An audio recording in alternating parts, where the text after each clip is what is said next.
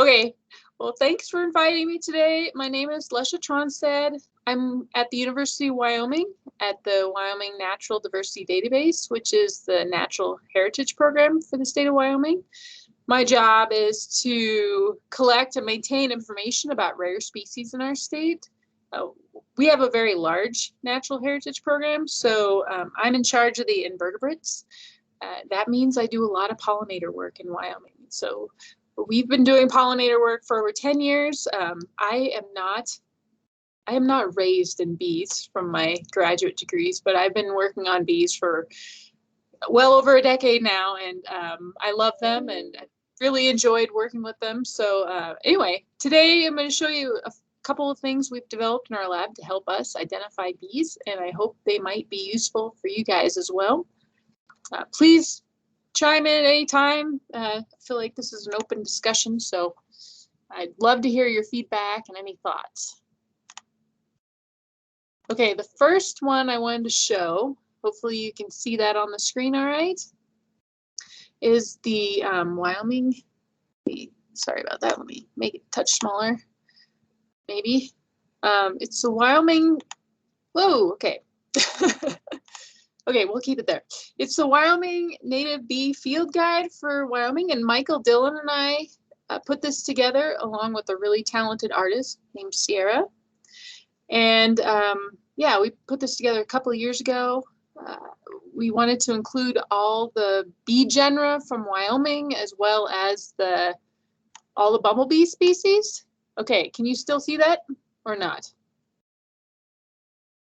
No, no, okay. Now we see the Word document. Okay, sorry, I'll look away from the camera then. We'll leave it on the other screen.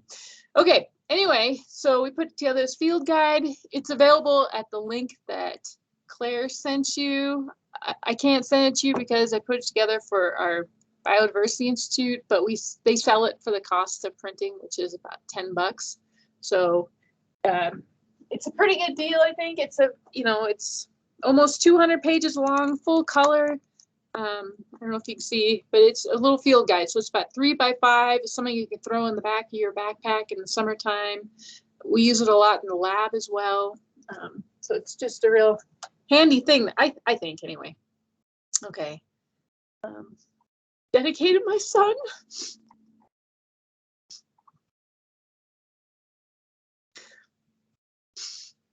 These are all the genera. Sorry. And then in the guide, we have about 52 genera in Wyoming and about 25 bumblebee species.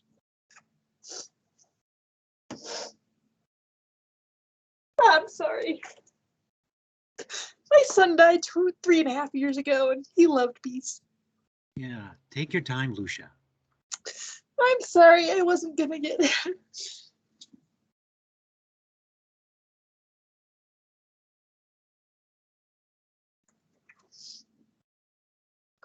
Okay, I'm sorry. Anyway, so the bee guide, we just go over a lot of the basics, which I'm sure you guys are very familiar with, pollination syndromes and lifestyles. And we just have some simplified diagrams of the different social structures. Sierra is a really talented artist, so she painted some diagrams of the most important bee parts for identification. We wanted the bee guide to be useful for both scientists, resource managers, as well as the general public. So we tried to make most of the language as plain as possible. And then again, the wing terminology as well. We also include a bee tree so you can see how the different genera and families are related to one another. And then for all the taxonomic accounts, we include a common name, the genus, and species if we include a species. We divided the abundance into those that are common, locally common, uncommon, rare, or very rare, and we have little definitions for those. We also included key features for all the genera, so things that are unique to that genus that you can use to identify them.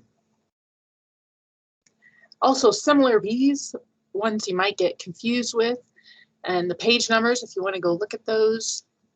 We tried to include the diversity of species for that genus in North America as well as Wyoming. We realized we have a lot of limited data on that, but we just used what was available. We also listed the preferred flowers of that bee genus. Life cycle or nesting notes. Any interesting tidbits about that genus of bee. And then we had a map as well, and we mapped those by watershed, and realized when we made this, we didn't have as much information. We hadn't done a lot of our baseline surveys in Wyoming yet. So next time we update this, we'll have new maps.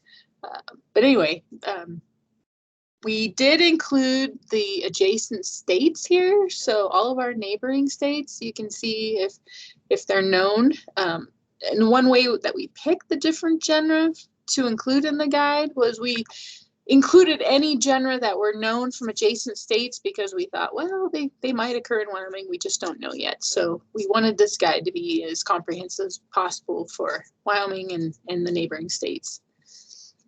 We talked about the size range for each bee, so we list the lengths for each genus that should be in our state, as well as having diagrams that show the different areas that pollen might be stored.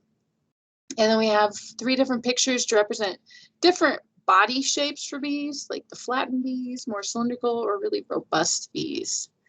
So that's on every page for each genus.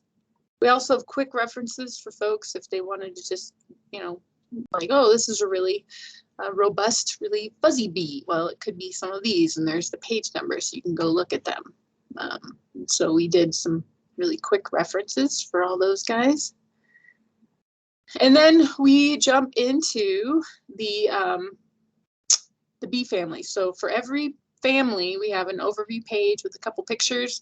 Now, we only have 1 genus in Wyoming. We've never collected it, so we don't have many here. But anyway, and we also talk about the abundance from some data we have for the main genera. Like I said, we only have Macropterus in Wyoming.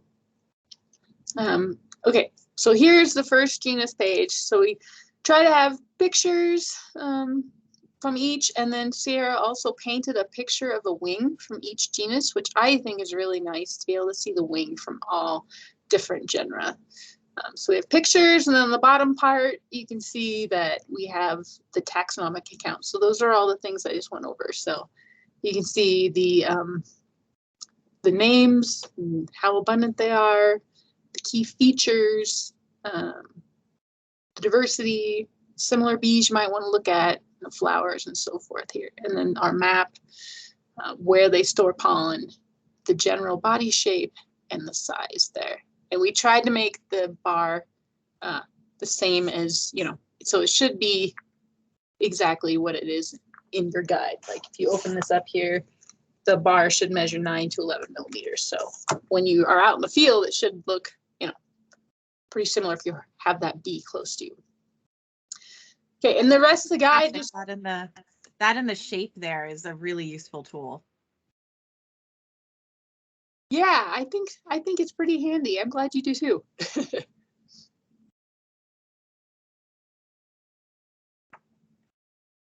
Yeah, so then we just go through all the genera in Wyoming and the families, of course. Like here's the Andrenids. Talk a little bit about them, the seasonality of the 2 main genera we have here. Andrena is more abundant in early summer for us. And then, of course, we go into all the different genera of Andrena, excuse me. So I guess what are people interested in seeing? Because I don't know that you want me just to page through everything. I don't have anything yet in the chat, so unmute or put it in the chat if you have an answer to that. I think that you're doing good. I think what people are interested in is your approach as a model to potentially doing that same kind of thing in their area. A lot of the people who are online are like you. They have a fairly serious commitment one way or the other to working with native bees, but struggle with identification. So it's an audience that I think you should think of as presenting to them not so much the details, but the background and where you struggle and how useful something is and whether it's used a lot or what you would change, kind of more big picture rather than drilling into the details. Sure. At this And we do Okay. have some support in the chat. Laurel says you chose traits that are super useful for the field ID, and it's very well illustrated. So big props on that. Thank you. And I always say if people like, oh man, we should do it for our state. We have done a lot of work here. If people are interested in doing this, like for the West or for their state or something, I don't think you have to reinvent the wheel. We have this, and I think it would be pretty easy to add a few more genera or something like that and make it a guide that covers the entire West. And so if people have funding or interest in doing something like that, I'd be very interested to hear, because I would only like to make this more useful for folks. That's really Wait, are you generous saying to that- share your formatting and things like that, because boy, that can be most of the work sometimes. Yeah, and we have all of it already. A page designer did all of this, and yeah, a lot of the work's done. Yeah, so you're basically saying it's at least partially public domain, that you could give people this as a template or something like that, or where are your boundaries, Lusha? Well, that's a good question. Like I said, we work with the Sure. Biodiversity Institute. Oh, it's okay. I answer to anything, just about. The Biodiversity Institute on campus, University of Wyoming, that's who I work with, and they've paid the bills here, so I don't think I could just send it out, but I think that they would be very interested in working with me and other people to develop, say, a Western guide to bees or the United States or something, but we'd probably need a little bit of funding and pictures from people and things like that. But I don't think that it would be a lot of work because we've already done a lot of work on it. But yeah, if people have ideas for improving it and whatnot, that would be great. We have a question from the chat from I'm curious about how different the Wyoming bees are from other Western states. We might have some bees from Colorado this year to ID. Are there a lot of endemic genera or species that's unique to each of the two states? Well, yeah, species are pretty tough in the West. I would say for genera, we probably overlap 90% or something, a lot. We probably don't have a lot of differences there. Same for most of the neighboring states. I'm sure we do all have some endemic species that occur, but as far as like genus for this guide, I think that there's most of it is overlap. Does that answer your question? I think that was a good answer. Andrew asked, I'm interested in learning more about the structure. You showed us how I said yes. You showed us how it's divided up by family and how each genus has a page. Does species information come in for some species, and if so, where? So maybe if you want to scroll to something like that. Yeah, that sounds good. So for each major genus like this, we just have the number of species known in North America and then Wyoming. And most of those in Wyoming are a pretty big guess. We really don't have great data on species. But let me go down. This is a very good question, and I don't want to make everyone sick here. I'll try not to go too fast. Let me go down. There's a couple different genera where we did include some species or subgenus information. That would be Lasioglossum and Halictus and Agapostemon. So we're almost there.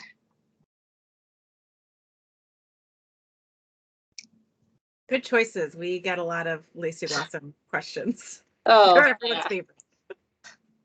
Definitely. Okay, so Agapostemon, this is something I would change on the new one. But so we have, just overall genus page, like I was showing you, but then we have the key to species. And so we have, you know, if the abdomen has black and white stripes on it, or if it's green, or if it has that little spike right there, little tibial, you know, then it's a femorotus male. And then of course, if it's green, we go down here, and this is where I change it. You can't tell these apart. So I, you know, like the Angelicus texarcanus, okay, you can see that one, but you can't tell the Sericius obliquus femorotus females apart. So I would combine those two, unless you guys know otherwise, but that's been my experience. Are you saying from the illustration or just the species in general? The species in general, just having them in hand, I think that these three species are inseparable, at least to my eye so far, unless other people know otherwise. It's really tough. I think we in the Agaposman guide for Discover Life, I think they have been separated at the female level, so you may take a look there. Yes, these are females. Yeah, females and males. The only one that I think doesn't resolve is the one that you point out, which is the females of Texanus / Angelicus. I can't give you the, I don't know the Western fauna well, so someone else helped put that together. But okay, if yeah, hunt it down, you can do the resolve thing. We could actually try it later if there's time. Okay, yeah, Okay. that'd be interesting, because it looks really, they look really similar, and I haven't been able to distinguish those two groups there. So I'd be curious what other people have to think. And I think we had that same conversation with Mike Arduzer on the Agapostamon, but I can look at his Midwest guide and maybe connect you to, he had some good photographs that might be good reference for these really helpful illustrations. Okay, yeah, so there's the Agapostamon key, and again, Sierra is such a talented artist. She did a really nice job painting them. And then we just have a little bit about the different species here.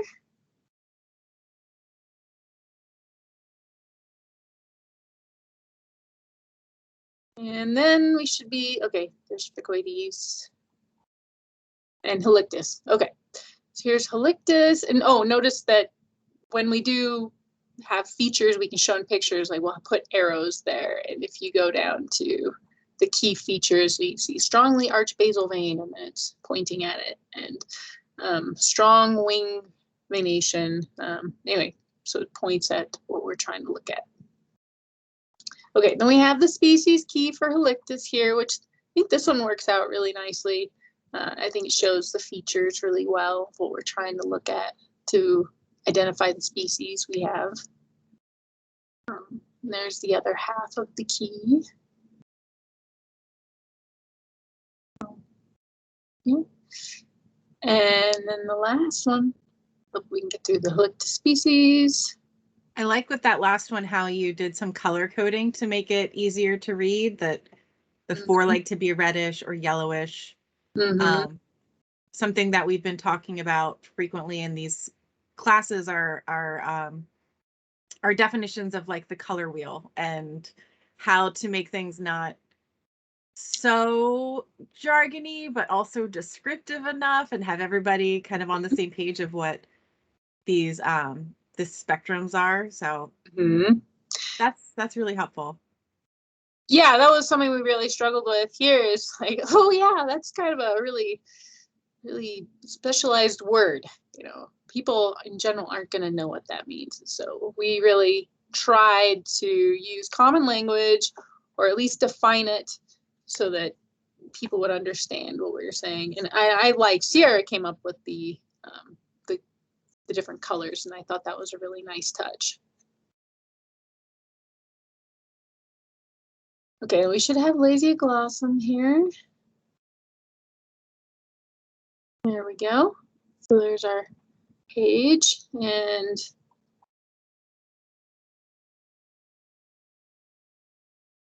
then we have a Lasioglossum key, which I think turned out really simple and nice. It's shows the wings. And this should be Lasioglossum now. That's been a change since we printed it. But yeah, it's pretty simple and straightforward, I think, for identifying the subgenera.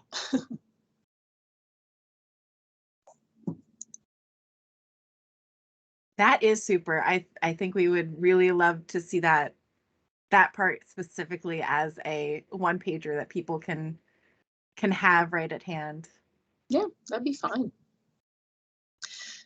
Okay, and then the other one that we did was bumblebees, but we don't have a key. Oh, no, sorry, we have the different subgenus. We actually have a page for each of those. I forgot. So again, it shows all the notes. They're important enough groups, we thought we'd just include them. Excuse me. And then, yeah, bumblebee species. So, but we have a couple families to get through. I can just go quickly, or do you guys kind of like me going slowly through these? I'll wait for a chat response to that. I think I'd say the pace is going all right. But we have a question. So the map reflects which watersheds the species have been collected in before? Yeah. Yeah, it's watersheds, and that is something that my department does, the Natural Heritage Program. And so for pretty much all species in the state, we make range maps. Like you go to the Wyoming Natural Diversity Database website, we have a data viewer, and if you want to look at a range map for a species, we do that by watershed generally, and we do it for terrestrial, aquatic. You know, it's just kind of a way of divvying up the space in the state that makes more sense, I guess, than, you know, using counties or something like that. So, and they use the smaller watersheds for that. That's where that came from. Great. I like that natural history note of these bees give fuzzy plants a haircut. Yeah. Sometimes it's hard to find little tidbits about every genus. And so this is one of those species that, you know, it's known around the edge of Wyoming. We don't know of it here yet, although we may have collected one since, but you know, just trying to include everything that might be here.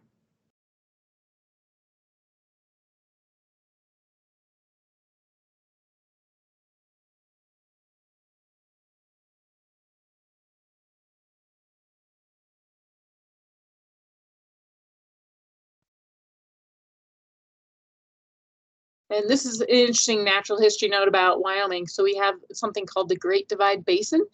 The continental divide comes down here, and then it splits and goes each way around, and then it comes back together. So this is a closed basin. There's no rivers that flow out of it. We just don't have a lot of data from that area.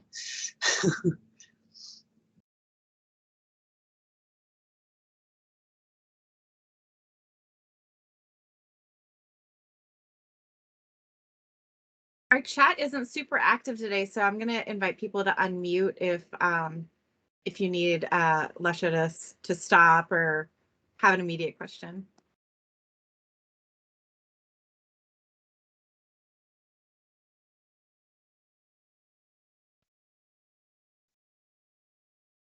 Okay, the last family. Lusha, could I ask, while you're doing that, do you guys maintain a collection, or how does that work? Yeah. Yeah, we do. We have a collection in our lab, and we have bees from all over the state. So we're generally limited geographically to working in Wyoming because we're the Natural Heritage Program, but we work all over the state collecting bees, trying to figure out who's rare, and since we have 3 petition bees right now, trying to figure out how are they doing, and things like that. So we have a very active lab, and we have a lot of cabinets full of bees. And so we do a lot of identification and processing. Being at the university, it's nice because I can take advantage of the student workforce and hire them for field work and lab work. Laurel, if you're available to unmute, oh, I see you did. Okay, bye. Hi, I'm Laurel Trevino from Austin, Texas, UT, University of Texas at Austin. I work with Dr. Shalini Jha, and she and I did a very small, very rudimentary, like 4-page guide for beginners, IDing the common native bees of Central Texas.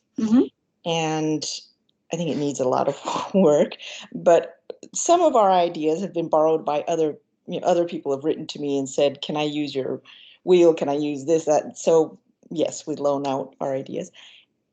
I would like to borrow some of your ideas and update and improve our guide. So I'd like to just, if I can email you or something. Yeah, that'd be fine. I just wanted to tell you that the work you've done with Sierra, the artist, it's so necessary to have color guides, because all of the keys that I've looked at, we use color terms very loosely, and we kind of need, I think people that work with bees kind of need to standardize terms. And I think that what you've put in here is a really good step. And I've got some other ideas to do that. Oh, good. Based on color wheels. So thank you very much for your work. It's really fabulous. Oh, and thank you. I'd love to hear more of your ideas as well, because that's one thing we can always make it better. So thank you. Andrew, you have a good thing going on in the chat. You want to talk about it? Unmute. Sure. Okay. Thanks. Hi, I'm Andrew. I was just kind of sharing some thoughts. Haven't been working with bees for very long, but where I have worked with bees has been much less topographically interesting than Wyoming. So I was kind of curious if you see big differences in bee communities across altitudinal ranges. And I was just thinking, if you do, that could be a cool thing to combine with the watershed approach on the maps, to narrow down hotspots or expected ranges for bees. Yeah, we definitely see different species, say, on the prairie than in the mountains. So that's probably the biggest difference, is just the sagebrush versus mountain meadows. And actually, I was just finishing up a paper on elevation versus bee abundance and richness, and it definitely, for all bees, it declines with elevation. Bumblebees tend to peak at, I think it was 2,500 or is it 1,500 meters? Oh, I've forgotten. And then they tend to decrease from that elevation. But yeah, we definitely see different taxa in the different two main habitats, I would say.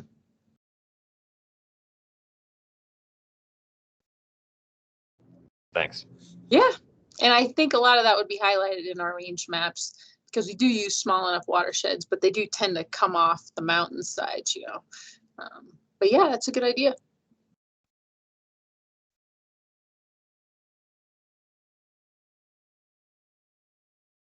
We have nothing else going on in the chat right now. If you have another section that you wanted to move on to. Sounds good. This is the bumblebees. We did bumblebee species here. And so we just want to show some real basics about bumblebees. So we tried to show the short face versus the very long face. And then just the basic bee parts, that are so often used. And so, which we put colors on. And then we also did the color pattern, just so that we were clear about what colors we wanted to use. And so we go through, we just had one page for bumblebee at the genus level. And this is something I'd like to change in the future, is have 2-page accounts for all bumblebee species. So we have real pictures plus, all the information we had, like we did for every genus. And here we just have 1 page per species. But, we tried to do the basics here. We have the 2 most commonly observed color morphs for Wyoming. And then there's size for the queen workers and drones, for all these guys.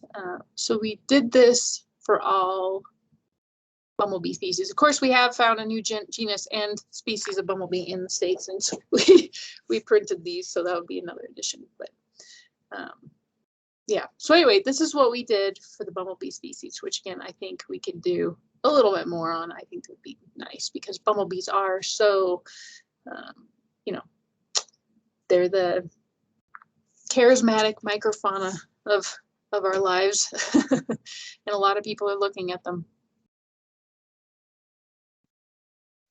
It's helpful to have those diagrams of multiple color patterns because, as we probably all know, there are misconceptions on how easy they are to ID. Yes, and that is something we are going to develop. I'm hoping this year is a bumblebee species key for Wyoming because they're tough, and I think that we could maybe, yeah, make a key that would work for Wyoming. We're hoping. So that's up next, though.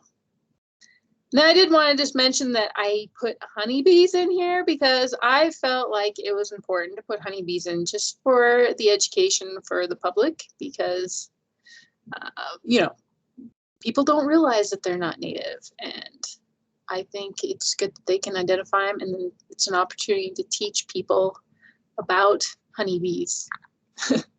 Like, they have hairy eyes and they're not from around here, and they're the only ones that are awake all winter and whatnot. So we did include honeybees as well. And then we put a section in for other references as well. And there's Michael Dillon, if you know of him. He works here. He's a bee physiologist, so he does a lot more lab work and, you know, physiological measurements out in the field. And then Sierra she was a student here in graphic design, so she did all that work. And then we wanted to thank everyone because we collected a lot of bee data from all over the place to make these maps and the photos and all that stuff, so we couldn't have done it without that. And we have a little measuring ruler at the end there, so you can measure your bees out in the field. Okay.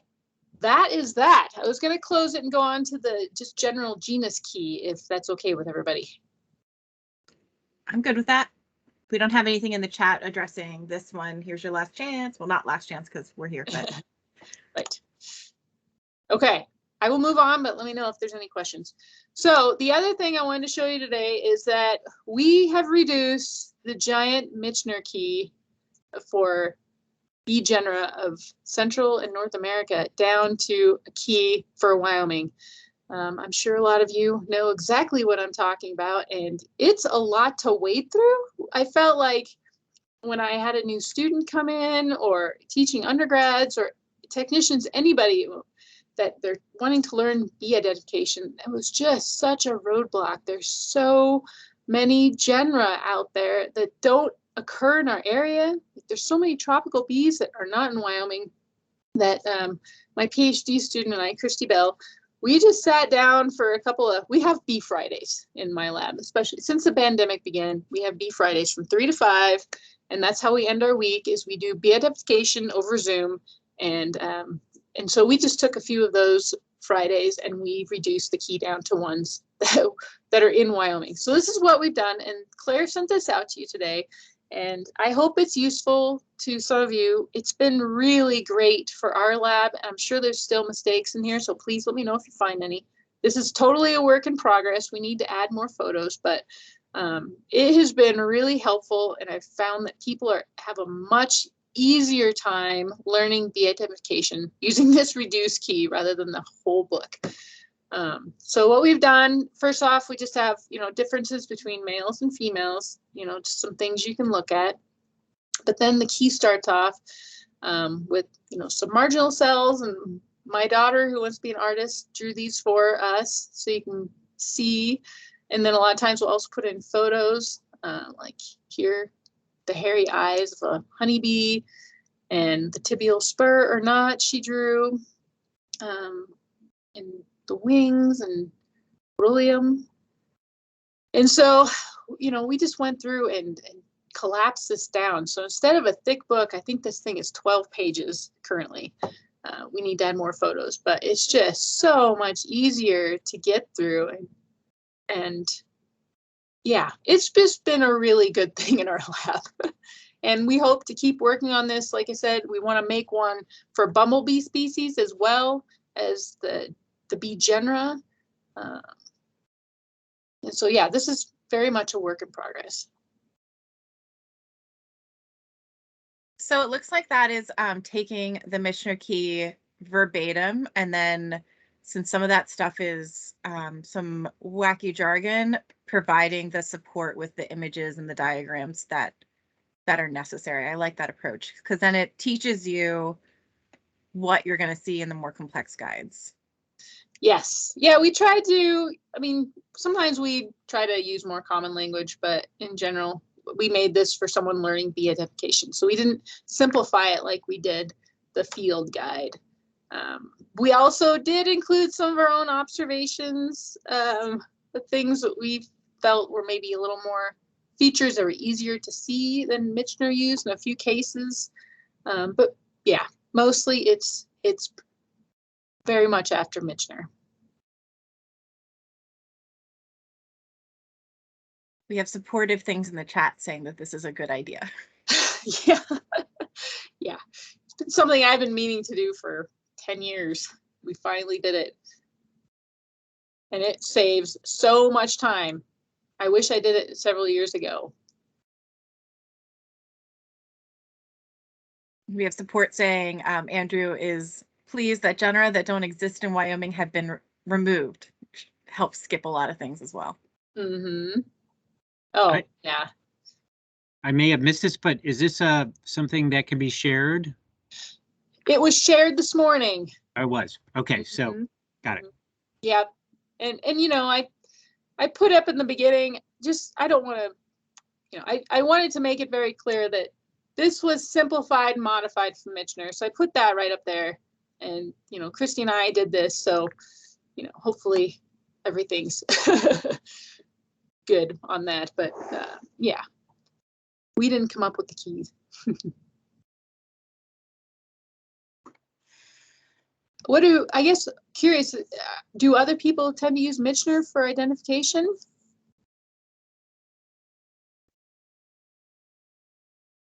Here are your opportunities to unmute. My impression is that it's relatively uncommon.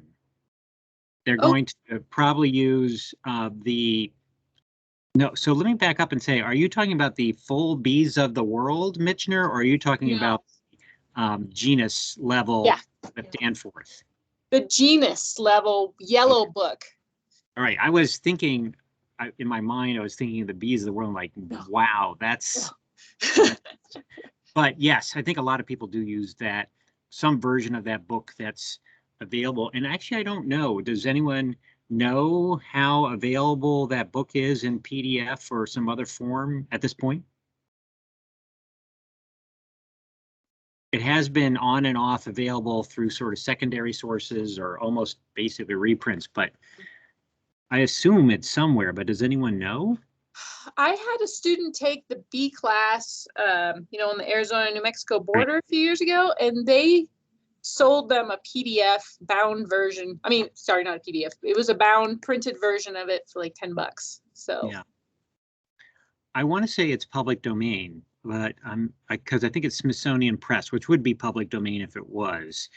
You know, if it is public domain, someone can just rip a binding off. Be nice to find the original one, scan it in, and make a PDF, and they'd be heroes. Yeah. Yes. It'd be really nice. We don't have a copy, or I posted a lot of copied keys in the team site, but I don't remember if I only did that for Mitchell or if I also have Michener in there. I don't have the capability of double checking right now. So Michener, as in Bees of the World, is available for free. From at least it was. I haven't checked the site lately, but I don't recall about the Genera guide for North America. Yeah. You know, in Wyoming here, we do use Discover Life some, but it's hard to use the key that they have because just a lot of the genera aren't marked in Wyoming that occur here because there's not a lot of data. So we definitely use it, but we have to mark all the surrounding states and everything because there's just not a lot of data for our state. So yeah. Well, Lusha, if you have a list of the genera of Wyoming that you can send me, we will update the Discover Life guides right away. Mm-hmm. Oh yeah, we can do that. Mm-hmm. I'll write that. And that goes for anybody. So if you find either one or two or more of the, and we just did this for Alaska,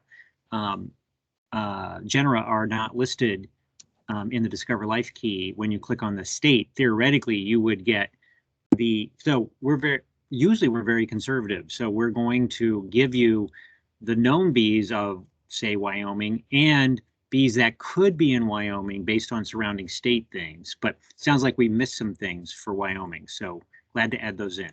Okay, that would be great. Yeah, I can send those. And any other state. So please send those. Okay. We want happy people out there. Well, we do use Discover Life a lot, especially if we see different morpho species, like, trying to figure out what it is and whatnot. But yeah, there's just a lot of unknown species-wise in this area.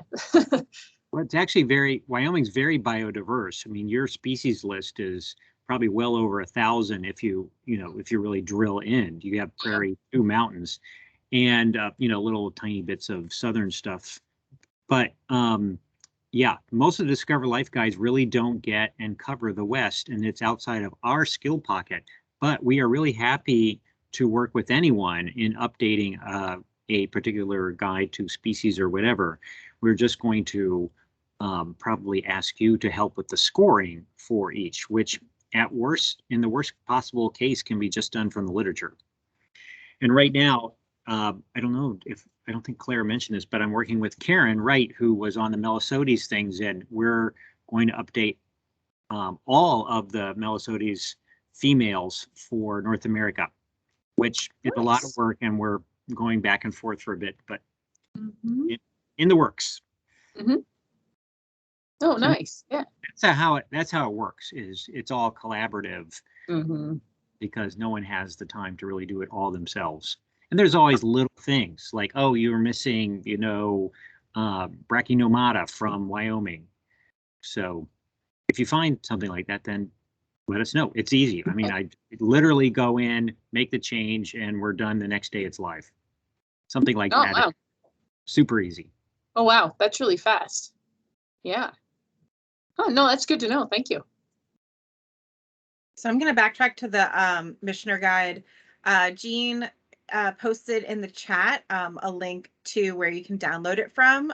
If you don't have access to the chat, if you just go to Zach Portman's website, which is zportman.com, and go to his resources tab and the classic and helpful papers. So that's zportman, portman.com. You can download it there. I would also point out that Zach's site has lots and lots of literature of the Perdita, the technical ledger, and IDs, which are sort of a nightmare in lots of cases, and they're all there. So you can download almost all the PDFs. I've used it several times, so it's a good one.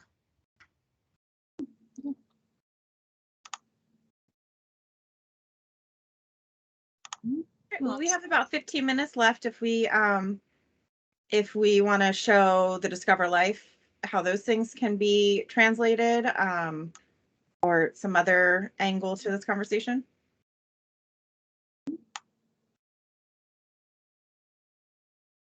We could actually update Wyoming. Do you know, Lusha, offhand, or I could just show you, and then, I don't want to put any pressure on what's the missing thing, but I can show people on Discover Life how a change is made, and it's a relatively straightforward, simple system so that it can be recreated by anybody later. So we're not talking lots of bells and whistles, but something that's XML code stuff. So if people want, I can do that. Yeah. That'd be great. I'll take that as a go, and I'm going to share my screen here.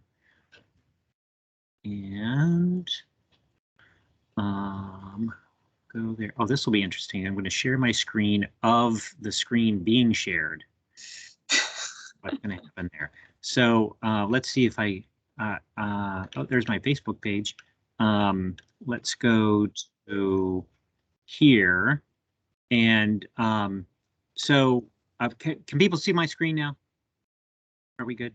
Nope. No or yes? No. Okay.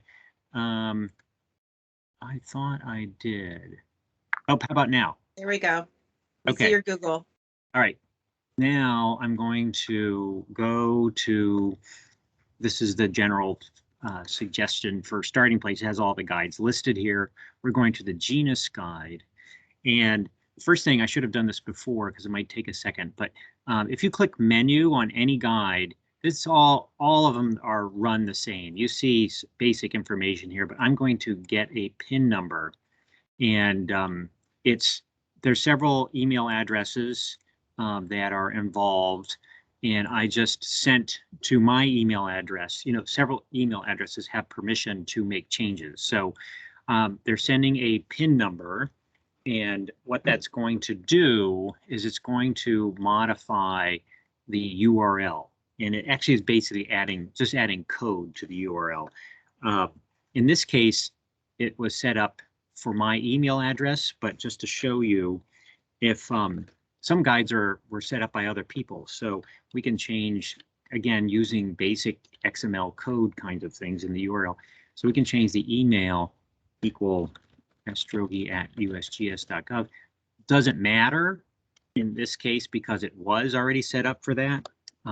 And now I have to wait a tick for it to show up in my, the PIN number to show up. So let me just get to my email here and we will probably see it come by, but let's go, we're back now.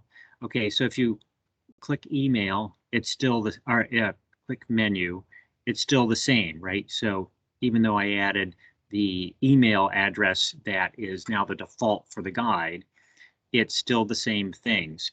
So while we're doing that, I think there was a notion about how to look for differences in ag apostment. So we're going to take a little break until the PIN number arrives and go to ag apostment, and then we'll do menu and we'll do differences.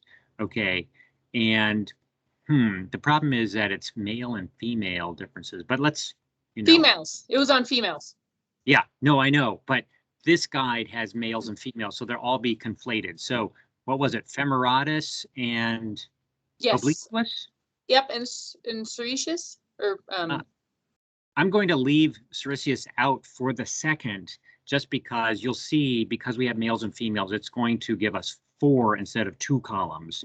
Oh, I wonder if I can just get the females by doing that. Probably not, but let's see. And did I hit submit correctly? There we go.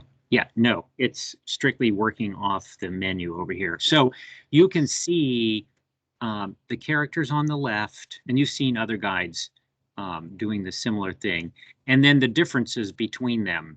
So for example, and then it's leaving out any of the characters that are the same across the whole thing. But in this case, because we have males and females, obviously any male key character is going to be different from female. And so, you know, basically you're seeing everything here.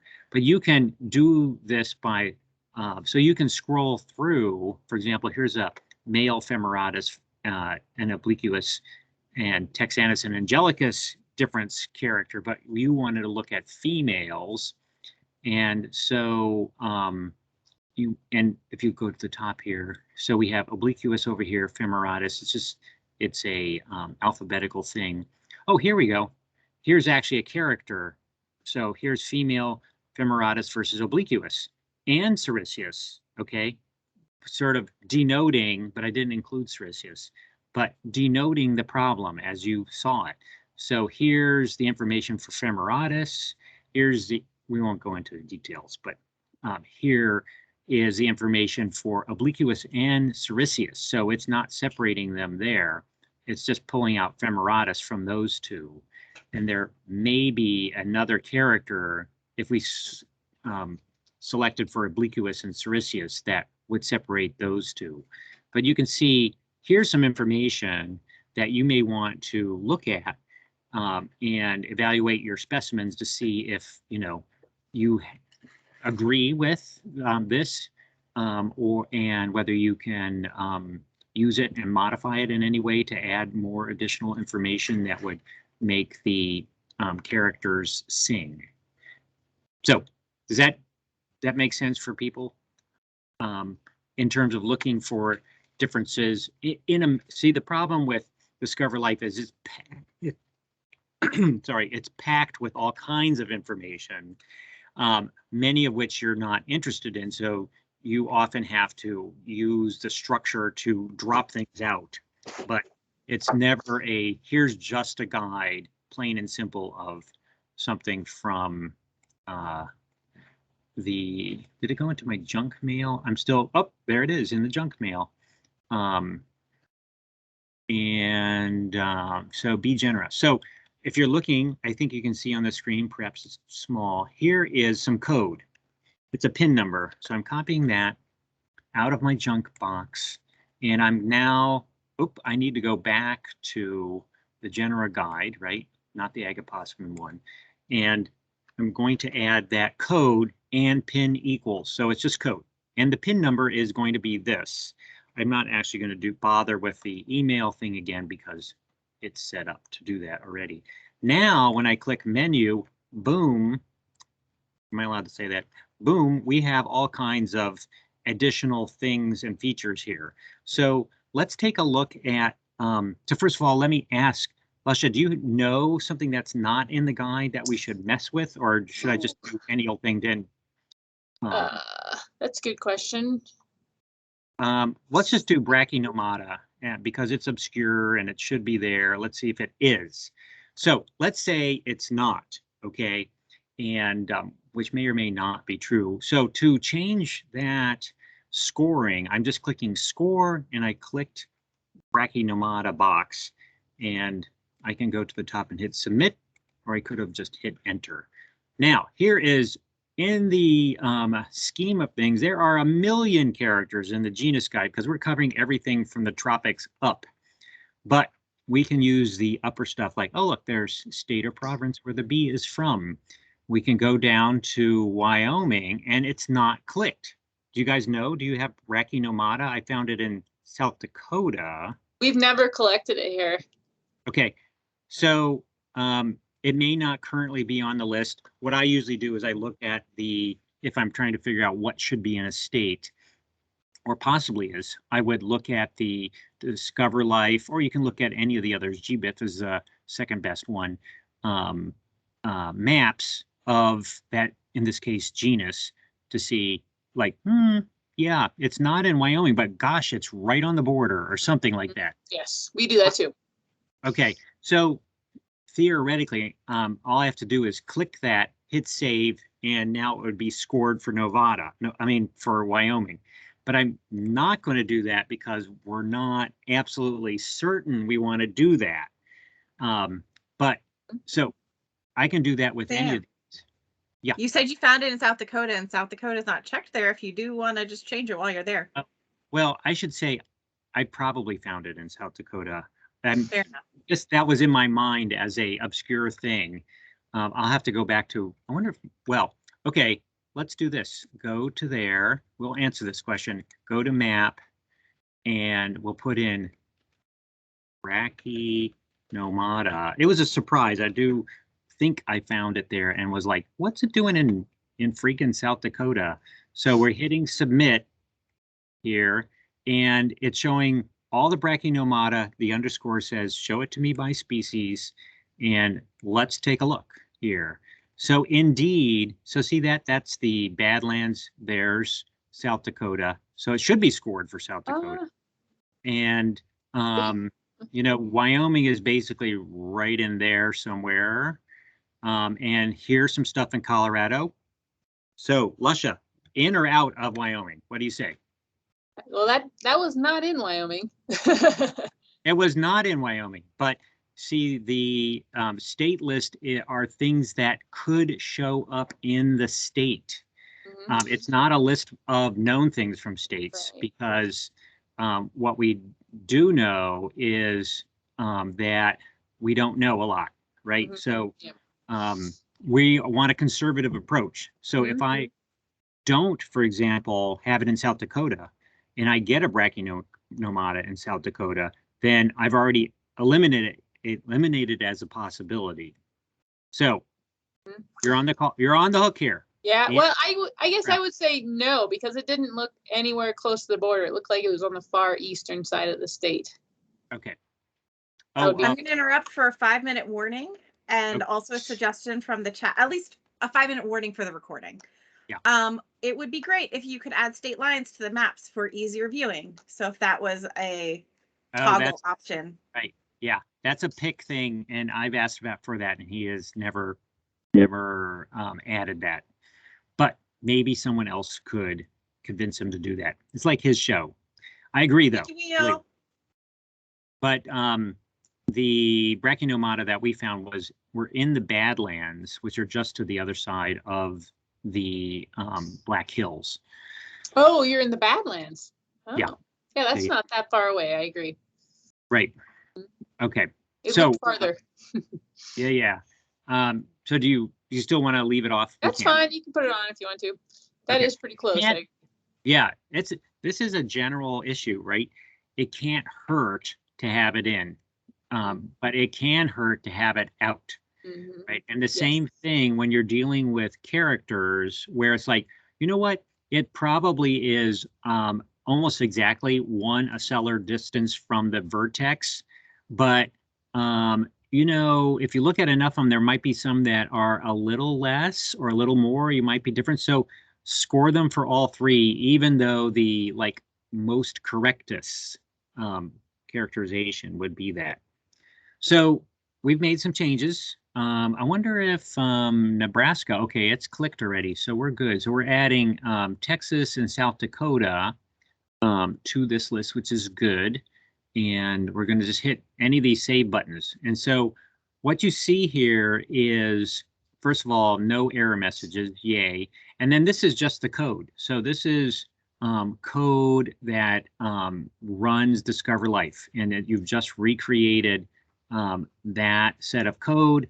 And now we're going to click refresh here. And so the code, until you hit refresh, the code just sits somewhere in a file. And it's not activated until you refresh the code by clicking the refresh. And now it's active, so we can check that. So we still have brachynomata and score done. So now, so let me point out, this is on what we call a developmental server. You can't see that from your servers, but the server I'm working on is live. And tomorrow, this will be live because it'll be pushed over to active. That way, if I'm goofing around or someone else is goofing around on all this, and you know, we do a royal F up, then you aren't in the middle of something and being crushed by our whatever stupidities. And we're in here fairly frequently. So indeed, it worked. There's Wyoming now scored, and South Dakota is scored too. So that's the way it works here if you're just scoring things. So we can add a new genus if we wanted, or if it was a species guide, we can add a new species here. We can control here. If we go to controls, we can control what shows up, which characters show up on the front page and which do not. So you don't have to be inundated with things, and we can present it makes sense to start with these things. We can use rename if here to change any of the wording. You know, you can say, oh, this needs, I misspelled something. You can copy it, paste it into the state and modify away. Again, it's live the next day. So you can kind of see the basics there. So yeah. I think we're getting a little inside baseball for wrapping it up. Yeah, it is definitely inside baseball. If do we have any last words? We have some people in the chat talking about maps, and I'll invite you to unmute in a few minutes when I have to wrap this up. But okay. Any parting words for the recording? I'm just going to say that if you guys, anyone wants to add species for any guide, if we're doing species level things to a state, you just work with us on all these details and we'll help you set up the scoring, and you just would add a species and then score it for the existing characters. And then if we need to, we can add a new character if it has a collision with something else. So I'm done. All right. Well, thank you, Lusha. We have a lot of things in the chat appreciating your hard work and wanting to work with you. So I put your email in there. And I'm going to wrap up the recording and invite you to stay and party. My favorite people. You're wonderful. You're wonderful.